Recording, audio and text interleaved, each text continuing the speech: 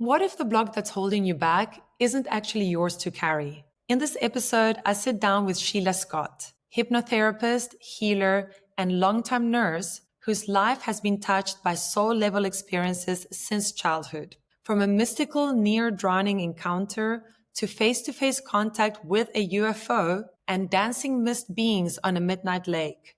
Sheila has lived the kind of story most of us only dream about. But her real gift? Helping others reconnect with their own divine wisdom. They're superconscious, so they can finally remember who they truly are. This conversation is fascinating. If you have ever felt stuck, out of place, or like you're carrying something too heavy that's not yours, this one's for you.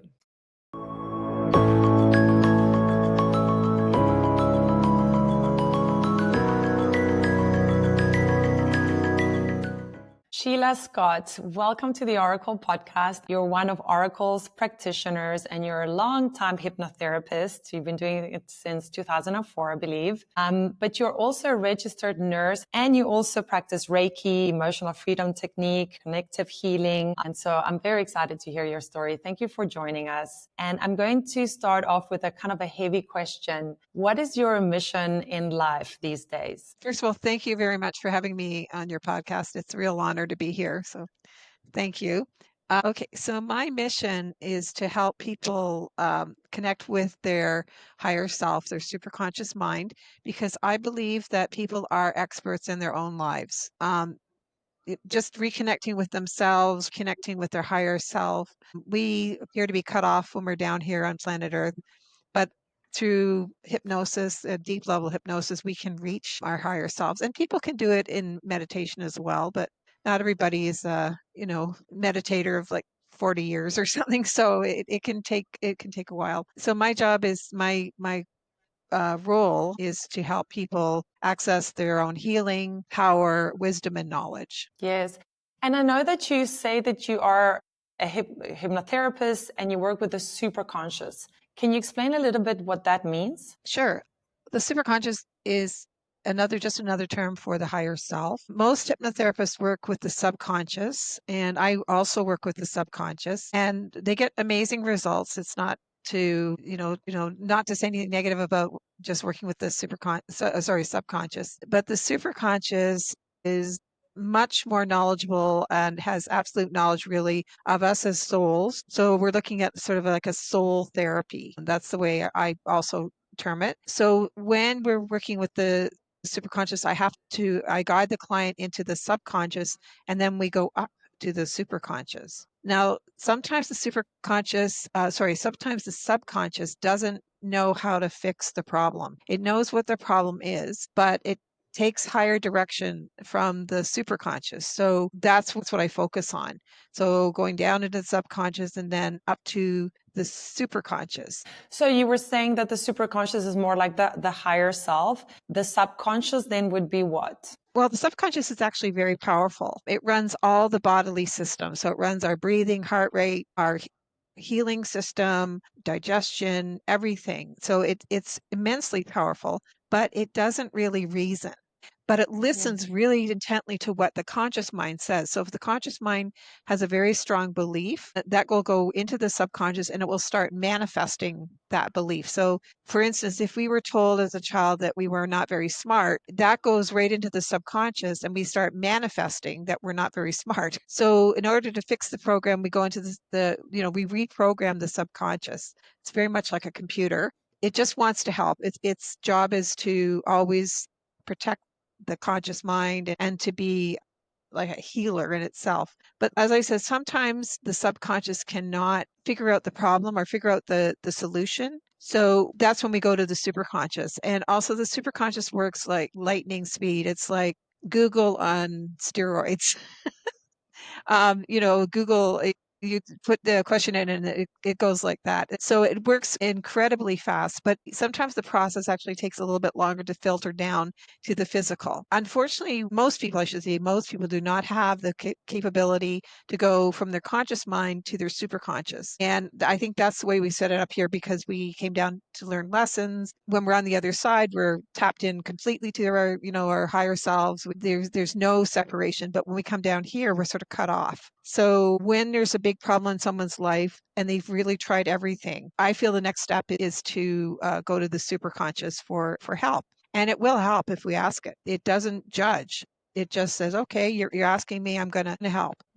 Yeah. Incredible. I haven't had a session with you, but I'm looking forward to one hopefully soon. I know that you had a near-death experience when you were a young little girl. You fell into a river, I believe, almost drowned, and were given a choice. Can you tell us a little bit about that and what you recall from it, what you recall from the other side, and how that shaped you and how that led you to what you do today? Sure. When I was 3, I was outside in my little pen, and my mother was attending to my younger brother, and she could hear me talking. Apparently, I talk all the time when I was younger. So, and then all of a sudden, she couldn't hear me talking, and she looked outside, and my gate to my little enclosure was open, and myself and my little dog were missing. So she ran up the road, and then apparently, I did go down towards what we call the creek, which was at that time was flooding, but there's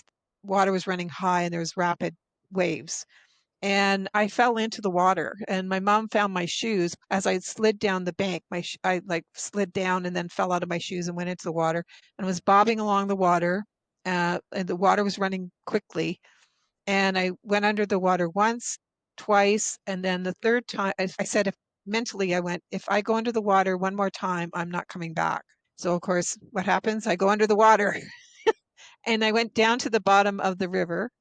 And I just times and something pushed my little 3-year-old consciousness to the corner of my mind, and this very old, ancient, I'm assuming my soul, stepped in. I heard a voice, and it said, "You can either stay or go, but you'll only have to do this all over again." Yikes! So this soul part of me went, "Oh, I guess I'll stay." And as soon as I did that, I shot up to the surface of the water, and I was bobbing along the water again, and my little dog was running along on the bank, and I got the impression, okay, call your dog, call your dog. So I called my dog. She jumped in, I grabbed her collar, and she pulled me to the bank, and I climbed Yeah. out. Wow. So I had to make a choice whether I was going to stay or go. At some point, I felt that this was not going to be an easy incarnation. Like, first of all, I don't think I've met anybody who's had an easy incarnation. It's been difficult. So, but it was a real choice, and it was on a soul level. That sort of presence that I remember, the sense of this ancient, ancient presence that stepped in and, like I said, shoved my little 3-year-old self to the side. That stuck with me. And I thought, "Oh, that's who I really am. That's my soul. That's who I Yeah. really am." And I'm just sort of putting on this personality to walk around in third dimension, this body to walk around in third dimension. And so that sort of stuck with me. What other major spiritual moments have you had in your life that have shaped you into who you are? Number 1 was nearly drowning and having that revelation that I'm a soul in a little body. That was huge, and making the decision to stay. Number 2 was when I was 15 and I got within about, I'll say 20, 25 meters of a UFO. It was hovering above the ground. Maybe it was about, I think it was about 10 feet above the ground. It was in the scrubland that was beside my parents' home, in a hollow. And I remember thinking, "Oh my God, this is just." I was pinching myself. I was literally pinching my arm, saying, "Wake up, wake up, wake up." And and then I mentally heard. I didn't hear her, but I felt, and I said, "No, I don't want to go with you. I'm sorry. I don't want to go with you." And as soon as I said that, it was like a complete change. It completely changed its form and it popped out of existence. But before I saw it hovering above the ground, I was looking up in the night sky because it was at night, and there was a portion of the night sky that blacked out. There was no stars. And then I saw this black shape moving down the hill, down, down, down. And then I saw this completely black saucer, I'm going to say saucer shaped disc with completely blacked out. There was absolutely no light. And then I saw a band of red and green and white lights going clockwise around the center of it. but it still did not give off any light. So somehow they can bend light when they come into our system. They can cloak themselves. I learned that later. Mm. So anyway, that was profound. I went, oh wow, we really aren't alone. And I'd had an encounter when I was 10, and my mother, my sister, and my friend all saw two craft go over, but that was when I was 10. We just did a flyby. Mm-hmm. And then when I was 36, I went through a very difficult period in my life. My friend Anne rented a cottage in Algonquin Park on Spectacle Lake. So she asked me to come up and spend some time there. It's about a 4 or 5 hour drive north of Toronto. Um, and Spectacle Lake at that time was absolutely spectacular. They had these little cabins right on the lake, literally about, 15 feet away. You'd be putting your feet in the water. It was just these little, just my heart just leapt when I went there. The first night we were there, we decided to have a little meditation at midnight, and we went outside, and wasn't a breath of air. It was absolutely still, but we could see all the stars reflected on the lake. It was just, I'd never seen anything like it. It was so beautiful. And the sky, the stars were sparkling in the sky, but there's not a breath of air. So we went out, and I sat on the top of the picnic table. She sat on the bench, and we were meditating. And I was saying, thank you, thank you, thank you. Such a beautiful place. I just love this place so much. And I was thanking my friend Anne for inviting me. And we came out of our meditation, and we saw a rolling across the lake was mist, and it was rolling, literally like rolling across, rolling across. And we thought, that's strange. There's no wind. There's nothing. It's absolutely still. And then as we watched, and I'm glad Anne was there to see this, because I thought, oh, I'm having a hallucination. We saw that people were like shapes of people were forming in the mist. They were mist, males and females, and they were dancing, literally dancing across the lake. And I'm looking, and she's looking. I'm going, Andy, are you seeing this? Like, she goes, yes, I'm seeing it. So we were watching, and we were both saying, mentally, we were projecting, thank you, thank you, thank you, thank you for showing yourself. This is such a gift. Oh my God, like we were just. And almost near the end, I swear, hand to God, two, like a male and female form, broke the dance line. The male bowed, and the female curtsied, and then they went right back into the line again. And we were just totally amazed. And then the mist just faded away, but they were fairies, and they were dancing on the lake. And Yeah. they were just mist forms. They didn't, there was no color. They were gray, but you could see the women were wearing like dresses, and the men were, seemed to be formally attired, but it was just phenomenal. We could barely talk afterwards, but Yeah. it was something that I needed to see for me. Yeah. Like I needed that, but I needed to, the reassurance that we are living on an amazing planet. Yes, there are other forces at work. Yes, fairies are real. I had seen another Mm. incident of fairies in 1987, but that was a shorter version. But I absolutely had proof now, and because someone else had Mm. seen it as well. So yay! Yeah. Yeah, yeah. Wow. It's funny because I find that people that have either had NDEs or have seen things, they've actually seen usually they've seen more than once a thing. In fact, NDEers often have Mhm. two or three or sometimes four NDEs. And I don't know if it's because we're so open or they're so open to these spiritual experiences or they're so in tune to it or they're so close to it. But it does seem to happen that people that are open to it receive lots of seeing UFOs or multiple times seeing UFOs, whereas, some people never ever get close, right? So it's really Mhm. interesting and fascinating. And like you say, I think these are wonderful experiences to show us that we truly are not alone, that this isn't all there is, and that there's many levels and we're just having this experience, but there's just so much more that we normally can't see with the naked eye, which I love. I love hearing these stories. It does change everything, doesn't it? Can I ask you something different? In your life, what have been some of the struggles that you've experienced over and over? Like, has there been a theme of something in your life that you've struggled with? Well, thank you for asking. Yes, I was trying to make myself into something that I was not, to fit in. Okay, you've probably heard this before, but I was Yes. trying. I went into nursing because my father was a doctor, my mother was a nurse midwife. I grew up in that environment, and I thought, okay, I have to get a real job. I have to, fit in somehow. I can't live this life of, mysticism. And so there's a very practical side to me. So I went to community college. I got my RN diploma, wrote my exams, became an RN, and tried to fit in. And I did not fit in very well. I was very sensitive to what was going on. I really, it was very difficult for me to work in environments that were harsh or unfeeling.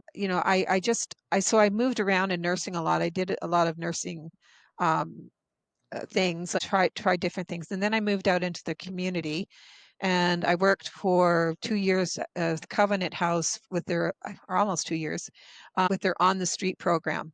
And then I went on to work in public health and in AIDS prevention and so on. So I kept moving, trying to find my niche. And then I sort of sat, I think I sat for a while, and I was thinking, what do I need to do? And my subconscious kept saying, you need to help people. And I said, I am helping people. And it came back, no, you need to be unique. You have to have a unique way of helping others. You don't fit into the molds. Stop trying trying to make yourself fit into the molds. So, and then I started to investigate hypnosis, which I had a sort of an inner knowing was a very powerful tool.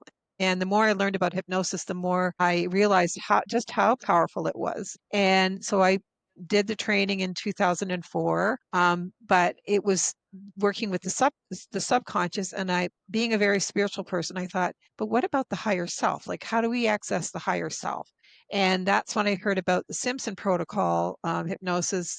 So in 2021, I did the Simpson protocol, and the instructor who trained me had developed her own technique of accessing the superconscious that was different than the Simpson protocol. And I really, really, I love both of the programs. I love the Simpson protocol, but I love the second part, which was sort of an upgraded form of the Simpson protocol that my instructor had created. So that's what I use now. I use sort of a different type of accessing the superconscious. And I just love it so much because people, they come out and they know something amazing has happened and they feel completely different. And they have these big shifts in consciousness, and a lot of their long-standing problems are gone or in the process of leaving. And it's quite profound, and I just love it so much because it helps us just incredibly. Amazing. So run us a little bit through a session when you are in this hypnosis. Well, how does it go? Like, how do you get the client into that state? What kind of questions normally get asked? And also, like, how many times would you recommend that somebody goes? Is it once or package, or does it depend on what the client wants? With the hypnosis session, first we have to get the client very relaxed. And as I tell people, I am just a tour guide. I can tell you what to do. I can demonstrate to some level what you can do, but what you get out of the session is completely up to you. I don't have a magic wand. I wish I did. I can't make people go into hypnosis, but if they choose to go into hypnosis, they can. So we get them very relaxed. We do before that, we do the contract about, you're willing to allow your mind to go into hypnosis now. You're willing to allow your mind to take you as deep as you need to go and to do whatever is needed. Then, we go into the deeper and deeper in hypnosis, right down to a very deep level. So there's a depth hypnosis. And then we go up to the superconscious to just lead the client along and ask them to do certain things and follow my directions. And very often at this point, the client's conscious mind is going, wait a minute, I'm in charge here. What are you doing? So we actually ask the client's conscious mind to take a little holiday. So go to their safe place, but it'll always be listening and always be judging, because that's what it does. That's what our conscious mind does. It judges. And if it feels threatened, it can sometimes make the process very difficult. That's why we take extra steps, or I take extra steps to make sure that the conscious mind knows that it is part of the process. Because without the conscious mind's help and without its cooperation, the session isn't going to go too well. So we always give it, we say, please, join hands now with the inner child, and please help, make this session a success. And usually at that point, it's quite happy to help. That's our personality. That's the persona that we wear when we're walking around in third dimension, and it doesn't like to not be in control. So we include it. We have to. So, and then through finger signals, I ask a series of questions. So it's called ideomotor response. So I ask the superconscious mind certain questions, and then whatever the client has presented with, I ask, that the superconscious work on fixing the problem, or if there's any reason why there's a problem that can't be worked on right away. And if there is, I said, okay, superconscious mind, what the blockage is. My client has come here today for help. I know you want to help them too.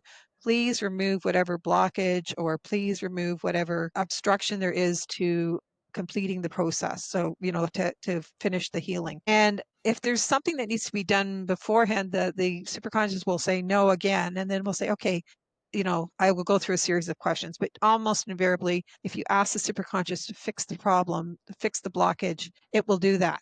And that is just a huge relief. And the client they're in hypnosis and they sometimes can hear what's going on. Sometimes they're just in a nice little place, but the superconscious will do the rest of the work. And as you know, I ask for further healing. I ask for healing on all levels: physical, mental, emotional, spiritual. There's a series of things that I go through to make sure that the timeline is cleared up, that the original event in the timeline is removed and replaced with positive energy, positive feelings. And then there's the great thing I really love about this method is that clients do not need to re-experience any trauma. They do not need to go through like a horrific event or events that affected them.